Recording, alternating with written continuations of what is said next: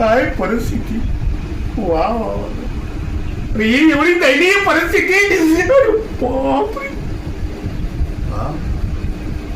या दयनीय परिस्थितीवर मात करायची असेल तर तुम्हाला खंबीरपणे ठाम उभं राहायचं आहे. ठाम ठाम लक्षात ठेवा. आणि यासाठी तुम्ही खंबीर राहा. खंबीर राहा म्हणून तुम्हाला सांगतोय. खंबीर राहा.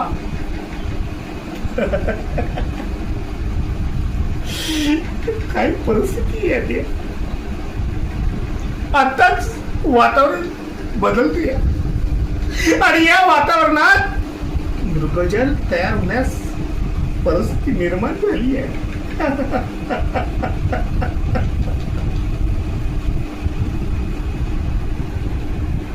वा वा वा. काय परिस्थिती आहे.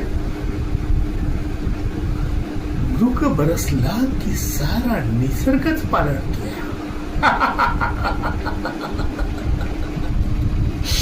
अरे मृग बरसला की सारा निसर्गच पालटतो आणि एक एक क्षण वयात आल्याचा भासतो. हो,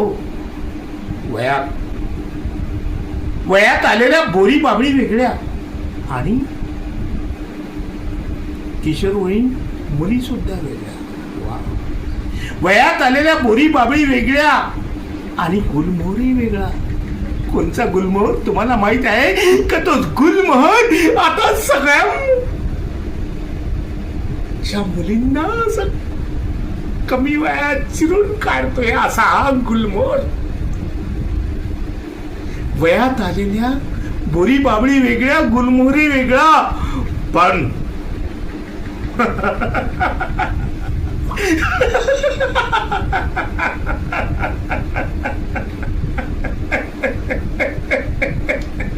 अरे पण वसंत आणि ग्रीष्म लगेच येतोया. अरे वसंत आणि ग्रीष्म लगेच येतोया. वसंत आणि ग्रीष्म यांनी भोगून घेतलेल्या पैसाचं वेगळं पण काय.